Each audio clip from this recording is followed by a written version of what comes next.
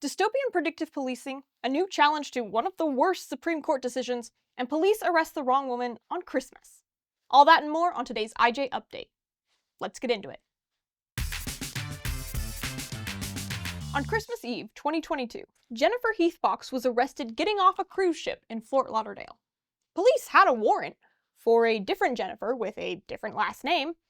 The actual suspect was 23 years younger, 5 inches shorter, had a different hair and eye color, and a different ethnicity.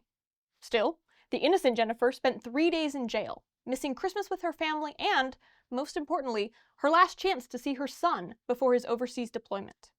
It was dirty like you would imagine, and then the strip search, it's just humiliating and degrading, Sorry. I mean, it was just, sorry. It was really traumatizing, and that part of it, just because you just felt like you weren't a human anymore. Now, IJ is representing Jennifer. We're suing to ensure there's accountability when officials overlook obvious evidence they're arresting the wrong person. The video of Jennifer's arrest, linked below, has been widely watched online, and we've received thousands of comments in response. Here are a few. The scariest aspect is that there's nothing this woman could have done to prevent or avoid this situation. Now, imagine for a second this was not the sister of a cop.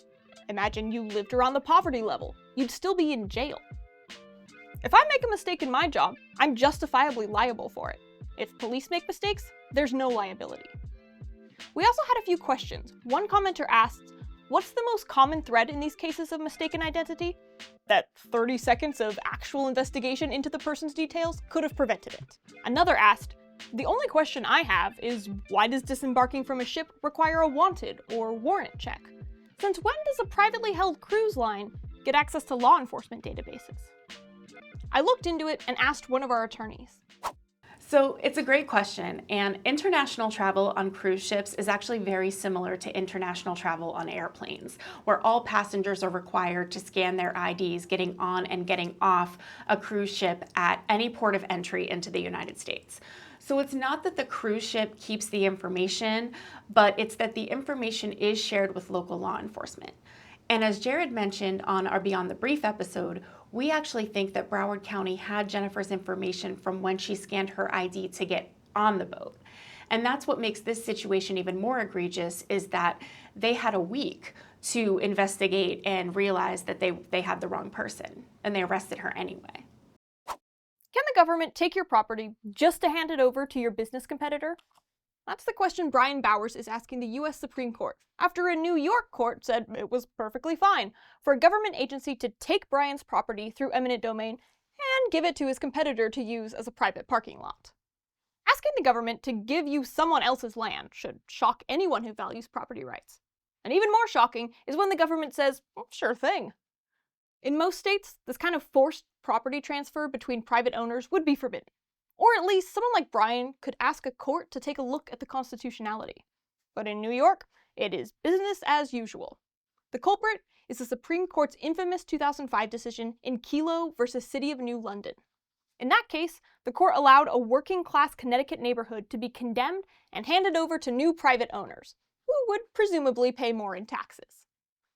This terrible decision opened the door to governments using eminent domain to take private property not just for traditional public uses, like building roads, schools, or parks, but because the public might benefit from a new owner paying higher taxes someday. The backlash to Kelo was swift and quite widespread. 47 states changed their laws to make Kelo-style private taking more difficult. But in the few states that didn't, like New York, eminent domain abuse continues. The taking of private property to give from one developer to another developer is completely wrong. It's unjust and unconstitutional. Brian Bowers' case gives the court an opportunity to overturn its decision in Kelo and restore some constitutional protections against eminent domain abuse. If you want to learn more about Brian's case, you can watch the video linked below. Now on to the comments section. Please, please, please, one of the worst SCOTUS decisions ever. End eminent domain abuse and civil asset forfeiture. I still can't believe how Kelo versus New London went down. Absolutely deplorable decision by the Supreme Court, and I've been hoping that IJ could get another crack at it to settle the score for the American people and our property rights. At Stridio, I agree. I also want to say thanks for your awesome comments and questions. It's great featuring you on here. New York abuses this by far more than any other state. Taking private property and handing it over to another private entity is just plain wrong. It's also plain wrong for a local government to punish its citizens for calling out corruption, like in our next case. Americans must be able to participate in local government without the fear they'll be branded as political enemies, investigated, and punished, just for exposing corruption. But in Escambia County, Alabama, that's exactly what happened when a journalist, 2 school board members, and a school employee were all arrested and charged with felonies. Have never been arrested before. If you think this is the best for our children, we need new members to replace you 4. I have never in my life been arrested, and I'm 73 years old. I've never had a speeding ticket. Charged with revealing grand jury evidence. They didn't handcuff me. They shackled me. And I saw Dawn standing there. I'm assuming it was like a holding cell. I was hoping she was coming to get me out of jail, but then I saw the handcuffs on her and all, and He looked at me, and I held my hands up with the cuffs. And Dawn's face just fell. this is going to be the end of this newspaper career right here, because in a small town, you don't get arrested and stay in a public job. So this sounds like the plot of a true crime drama, but the so-called Atmore 4 are everyday people. After 2 school board members had the nerve to vote no on extending the county superintendent's contract, her political allies, the county's district attorney and sheriff, started a public campaign to intimidate them into changing their votes. And that includes public threats to arrest anyone who voted the wrong way. The DA and sheriff acted on those threats. The scheme started with sending the school board employees a bogus subpoena about a previous superintendent's spending. When a reporter wrote about the subpoena, the DA, the sheriff, and his deputies went after the school board members who voted no, the payroll supervisor, and the journalist, the Atmore 4, who were arrested on the charge of divulging non-existent grand jury secrets.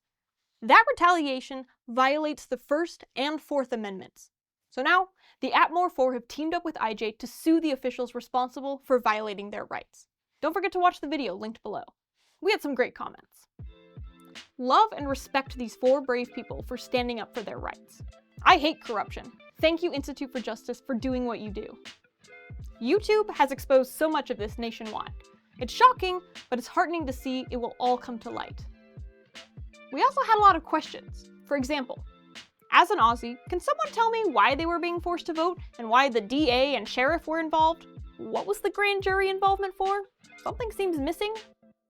Why are the DA and sheriff not up on charges from the state? How will these individuals be made whole?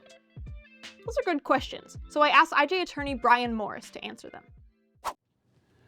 You're right. This does seem like a strange situation. While at a school board meeting, anyone can file a motion or present a motion to bring a vote up on something. But what was unusual here was the DA and the sheriff should not have been involved. They're not part of the school board, and they shouldn't be there to put pressure on the school board members. But that's what they did. They had their ally in McClung, and so they showed up to put pressure to try to influence the vote the way that they wanted it to turn out. And when it didn't happen, what did they do? They applied their political pressure the way that they could. They went to the grand jury, they brought bogus charges, and that was their retaliation to put more pressure on them to try to get the outcome that they wanted. It's frustrating that the DA and the sheriff aren't up on charges, but that's part of the whole point of IJ's project on immunity and accountability, is that there are these immunity hurdles, such as prosecutorial immunity, that are in place that prevents really bad actors from being prosecuted. And that's why we've brought this lawsuit to hold the government officials accountable, even if the AG's office or the state doesn't want to do so. These individuals will be made whole through this lawsuit. We're asking the court to declare what they did unconstitutional and to not let them escape liability through prosecutorial immunity. So if we win and we chip away at that doctrine of immunity, we can hold them responsible and make sure this never happens to anybody else again. Before we move on, I wanted to give a quick shout out to the civil rights lawyer, John Bryan. On John's recent visit to IJ headquarters, we had a chance to talk to him about how the proliferation of video is changing how Americans fight for their civil rights. It was a great conversation. Thanks again, John. We'd love to have you back on another episode of Beyond the Brief. If you'd like to hear that conversation, check out that video, linked below with the others I've mentioned. Did you know IJ represents ordinary people free of charge as they fight back against government abuse? If you're looking for a rewarding way to support our work, consider becoming a member of our merry band of monthly donors and stand shoulder to shoulder with IJ's clients every month of the year. Monthly donations are convenient and cost efficient, meaning more of your money goes directly to our fight for freedom and justice. Sign up to donate today at ij.org/monthly.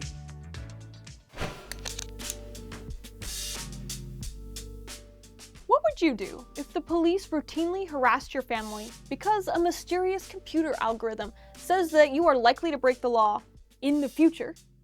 Sound familiar?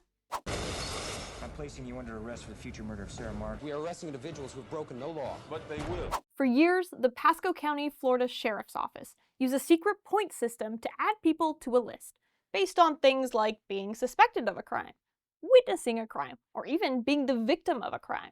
Then, deputies would harass and interrogate residents on that list, along with their family members, sometimes visiting their homes more than 5 times a day. The program also targeted people for enhanced code enforcement, resulting in bogus citation for things like missing mailbox numbers or grass that's too tall. A former deputy said they were under orders to make their lives miserable until they move or sue. But in the United States, there's no such thing as innocent until predicted guilty. We sued in 2021, and after years of fighting, we won. In his settlement agreement with IJ, the Pasco, Florida sheriff, Chris Nocco, admitted to repeatedly violating the Constitution through his so-called intelligence-led policing system. As the saying goes, the wheels of justice move slowly, but grind exceedingly fine. So thank you to our many subscribers who have asked about this case over the years. I'm so happy to share the good news with you. And speaking of good news, do you remember our past video about Stephen Laura, the Marine Corps vet who had his life savings stolen by police on the side of a Nevada highway? Well, in a major victory for property rights, not only did Stephen get his $80,000+ back, but a judge just ruled that Nevada law enforcement cannot use a federal program to bypass state laws that protect property owners when their property is seized. The decision shuts down what the Nevada Highway Patrol argued was effectively a legal loophole that allowed state law enforcement officers to seize property and process it federally, while receiving an up to 80% kickback from the proceeds. The court rejected that, finding no such loophole exists under Nevada law. Wilmington, Delaware's towing and impound practices used to be among the most predatory in the nation, enabling private towing companies to scrap and keep cars belonging to innocent drivers, including our client, disabled grandmother Amira Shahid. Now, a lawsuit from city residents and IJ convinced the city to work with us to end their system that allowed companies to profit off of towing victims and replace it with a new model of fairness. The U.S. District Court for the District of Delaware recently approved the settlement, bringing the lawsuit and today's episode to a victorious end. Don't forget to like, subscribe, and become a monthly donor at ij.org/monthly. Thanks for tuning in.